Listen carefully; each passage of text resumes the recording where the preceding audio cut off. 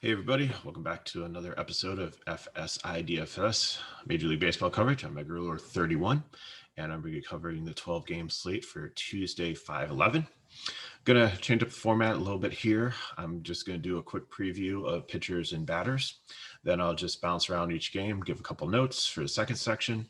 And then the third section, if you want to stay tuned all the way through, I'm going to go up through some lineup construction for you. Okay, so today, the most expensive pitcher we have, well, first off, weather concerns. Coors, there's snow in the field in Colorado right now, I hear. It's supposed to be light rain. I don't know if they play that one today. That's the only real weather concern. Maybe there's like less than a 20% chance of precipitation in like New York and Washington. Maybe late rain in Atlanta. But other than that, it looks like a pretty good day for baseball. So anyways, top pitcher price-wise on the slate is John Means coming off the no-hitter. He gets a Mets team who, again, is still trying to figure things out. He has like a 31.8% K rate against righties, 26.9 overall, had an extra day rest. The win equity might be hard here. They only have a 2.96 total. They're facing a decent pitcher in Marcus Stroman. So he's definitely in play, but not my favorite play. Walker Bueller is the next one, 9-8. He gets a Seattle team who has been really not great. So I think it's Seattle's top 10 in Ks. They lose the DH here, so I think he's in a very good situation. He seems to have a little bit of a longer leash. Again, they do have a good bullpen, but I think he goes out there, he gets the win, he gets some Ks first. He throws some clean innings. He's not really walking people. I think he does really well. Then my other favorite top end pitcher is going to be Peralta from Milwaukee. Guy's having an amazing season. He's got a 39% K rate overall, 44.6 K rate versus righties. And he's up against a very strong righty dominated St. Louis lineup. So definitely really like him there, even though the Milwaukee offense hasn't been great and they face a pretty good pitcher in Kim. I think, they could probably scratch out the win here. So those are my favorite pitchers up top. If you're looking for an SP2 at low price, we've got a great matchup today. Singer, he took the line drive off the heel and was disappointment a couple games ago, but he's bounced back. He's done good. He gets Detroit, who everybody has just been really good against. He's only 5.7 K, so I love him. I think he's the definite lock for SP2. Going to be very popular. He already put up 32 DK points against Detroit. If you're looking for another cheap pitcher to maybe pivot off the chalk there, Boyd in the same game is only 6'3". I know he struggled a little bit with walks to start the season and a little bit of control, but Kansas City has had a 27% K rate in the last 7 days. So I think that he could be sneaky. Good play there also.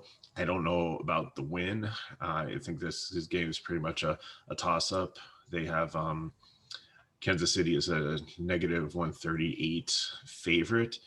But then again, both the pitchers might do well. Nobody scores runs, and it comes down to the bullpen or a late inning hit to decide this one. So win equity might be just completely out the window in that game. Anyways, if you're looking for another cheap pitcher, like maybe you want to stack up some bats that are kind of expensive, I really like Maeda. He's really good against righties. He's facing the Chicago White Sox, who has had some good offensive outputs. They're starting to get healthy now with the guys back in the lineup. They're still missing Jimenez, but they have struggled at times against right-handed batters. Maeda has a decent rate against righties. He goes about 90, 95 pitches. So, and he's coming off a really good outing against Texas, and Texas is a great team to get you back on track. So he's a little bit higher than the 5.7 for Singer or the 6.3 for Boyd, but I think he in the mid range. If you want to go with him, he's the one I like. CC's on the other side, and I think he'll be popular. He's at 7, but I really don't like the matchup for him. If people's going to look at him and be like, oh wow, I think he put up like maybe 70 DK points between the last couple of games, but he's played Texas, he's played Detroit, he plays Cincinnati. So I think some negative regression is coming. Minnesota is a decent lineup. So even though they're favored at a 119, I think he's in play if you want a cheap pitcher, but I don't think he's one of my favorite ones. Okay, let's talk about some stacks. I think definitely the game that you really want to look at is Philadelphia and the Nationals.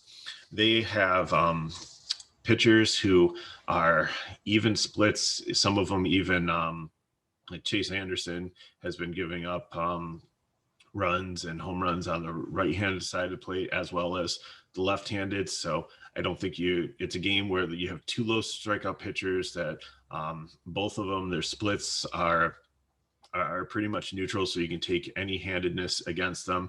The pricing is very reasonable, especially with the Nationals. If you there's only two guys above 4K in the top 6 of the order, so I really like them there. I think Atlanta is going to be very popular against Robbie Ray.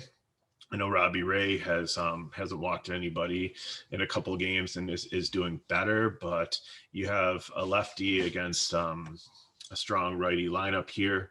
Acuna, Ozuna, Elbies, Riley, Swanson, Contreras even.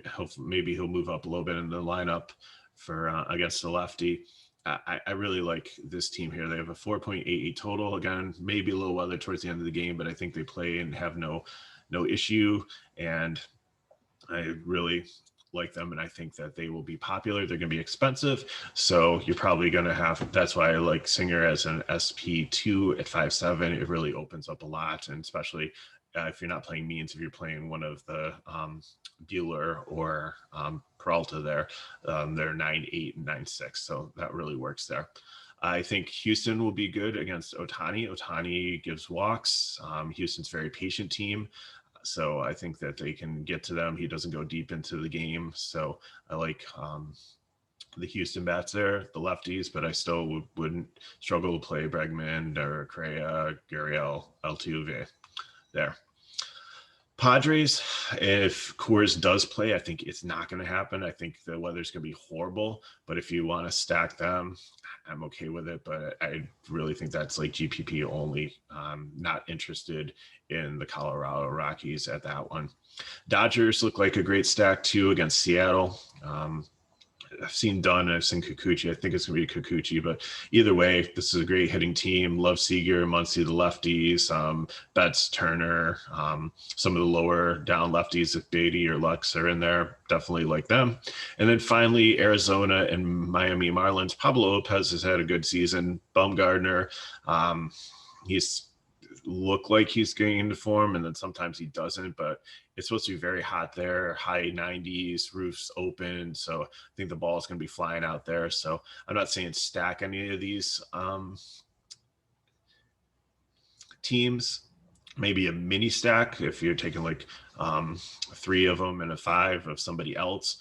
There's some decent priced players here that I really like. So that is the pitching and batting. So let's look at game by game quickly. Again, Philadelphia Nationals, I would avoid both pitchers. And I really think that like Real Muto, Hoskins, if he's in the lineup, they haven't projected batting 7th, which is kind of strange, but I think, he'll probably move up to that one. And then, like I said here, if Harrison, Bell, Castro, they're so cheap. They make a really good fill-in plays for if you're trying to get some expensive stacks in. The Mets in Baltimore means you got to decide if you're going to pay up for that and chase the no-hitter. He's up against Stroman, who's a decent pitcher, but there's a 6.5 total in this one. I really think it's going to be a pitcher's duel. I don't think I'm taking anybody from any of the bats here. It's a 12-game slate. You can cross off some games. Yankees have Montgomery versus looks like an opener in Patino, and then Yarbrough taking over. Montgomery's been good, but he only pitches maybe 4, 5, maybe 6 innings most. So I'm kind of off him there. I don't think he's going to last long enough. I mean, he's been really good against lefties, though. He was really good against Houston in the last game, and they pulled him. So I just don't understand what's going on there. So he's very risky to play. So not on any pitchers here, not on any of the Tampa Bay bats, but if Luke Voit might be back at 3.7, Judge is only at 4.5, but like LeMahieu, Stanton are way priced up. Not really interested with them here. Again, it said Detroit and Kansas City. I think that's going to be a pitching duel. Not taking any bats there. Love Singer's SP2, and Boyd is another option if you want to pivot off there. Boston laid a stinker last night against I forget who they were playing, but anyways, they were chalky bats and they didn't put up many runs. They get Oakland now. Bassett, I think, could be sneaky if you want to try him. He's got a 25% K rate. This Boston lineup doesn't have a ton of strikeouts on the top. Down to the bottom, they do a little bit. Bats, if you want one off here and there, maybe, but I'm really not interested in this game. The Boston Bats have another high total, but I think that's not on the slate. If you want to play them, if you want to stack them, that's fine, but I would recommend them in cash. Again, Toronto and the Braves. Toronto, I see Bryce Wilson is possibly pitching, but then I also hear it might be Fultonevich. If it is Wilson, I would be interested in some Toronto bats, especially their catcher Jensen. He's been 3 for 17 recently, but all 3 were home runs. So I know that's like kind of home run or bust, but he's like one of the cheapest catchers on the slate that could potentially play at 2.6. So definitely like him. And again, I said I like this Braves lineup against Robbie Ray. Cardinals and Brewers. I think, again, this is a pitcher's duel. Love Peralta. Love Kim, but I respect Kim against this Brewers lineup that has been pretty much watered down. But then again, there are some cheap bats on the Brewers here. If you're going to get Tyrone Taylor at minimum price batting third with the splits matchup, some of the other guys are under 4K. Garcia at 2.9. Definitely, if you're looking for another cheap stack and want to get off the Washington guys who could be chalky at their pricing, definitely could take them there. Next up, we have Twins and White Sox. Like I said, again, that could be a pitching duel. I really like Manaea against the White Sox, but I do like potentially as a sneaky stack taking the Minnesota Twins against CC. I think there's going to be some negative regression there. I think a lot of people will be on him with his price and his track record recently, and I think this might be a great place to have some leverage with those bats. Los Angeles and Houston. Ohtani, the pitcher thing for me is a gimmick. I don't really like it. So I'm not going to play him, especially against Houston. Maybe if he was playing Detroit, I'd consider it. But again, I like these Houston bats. They're patient. Ohtani has control, gives up walks. I think that can add up to runs. Get a couple guys on base and somebody hits a home run. So definitely like a Houston stack. And I love some of these mid plays from Los Angeles. McCullers an okay pitcher, but I think they can get to him. Upton, way too cheap at 2.5. Rojas has been hitting well recently at 2.1, has the split advantage. And then Iglesias at 2.6 if you want like a mini stack there. And then mix in like Walsh or Trout against them also. So I don't know if Ohtani will be DHing. If he's not there, it moves like Walsh and some people up in the lineup, which is even better. Padres and Rockies, again, not really liking this game with the weather. I think even if they do play, it's going to be cold and miserable. Not a great game for baseball. I just remember, I think it was the Dodgers Rockies possibly, and one of the Rockies pitchers like did really well against them just because it was so cold, like nobody could hit anything. So I'm not saying it's going to turn into a pitcher's duel. I'm just saying that with 12-game slate and so many other good options, I would just stay away. If you want to go there in GPP, that's fine. But I think there's so much, we can all just hope that it just gets canceled early so we don't have to factor in it. Again, Arizona and Miami Marlins. There is the roof's going to be open. It's going to be warm. Pablo Lopez is okay. If you want, but he's kind of in no man's land at 8-2. I'd rather play down or pay up a 1K more or so and get like some of those premium pitchers tonight. Bumgarner not going to touch at 8-7. Even against this Miami team, they seem to be getting some of the guys back in the lineup there, pretty ready heavy against him. So, and with the weather, I like some mini stacks from both of these teams, especially catchers like Voit and Varshall, even though he's batting eighth. He's a lefty. He's outfield and catcher eligible at 2.9, and he's been hitting decently recently. And then finally, Walker Bueller against Seattle. I don't like anything on Seattle. I know they're bringing up one of their best prospects. I don't see him in the productive lineup, but still not tonight. Dodgers, yes, definitely like them. So let's talk a little bit lineup construction. So if you want to take Peralta and Bueller, that is going to give you about 3,800 left. And I think the magic here is just looking at the couple of pairings of cheap bats. So if you want to pay up for those two, then I think you need to really take the Washington stack. So if you go like Harrison, Bell, and Castro, decide if you want Soto in the middle there. I think, he's definitely a great play there. See if you want Turner. And then, like I said, cheap catcher, Nito, if he plays for the Mets, has been doing good. Suzuki, if he's playing for Los Angeles. Jansen, like I said, he's been hitting home runs recently, so he's probably going to be a 0 or a home run. And then I like the Arizona catchers that I mentioned before, and possibly Sandy Leon is a split hitter, so switch hitter, so he can have advantage, and he's decently priced and can get some hits here and there too. So if you're a punting catcher, I think that's your option. But I think what you really need to look at is going there, and then you can throw in like an Upton, Iglesias, Rojas in there, and then that definitely opens up a spot so you can maybe pay up for like one more outfielder or something if you want to go with the two pitchers up top. I think if you go with the Bueller, Singer, or Peralta, Singer, you can pretty much get any other stack in that we were talking about that we like. I think, let's see here. So the first stack, let's start with the Braves with Atlanta.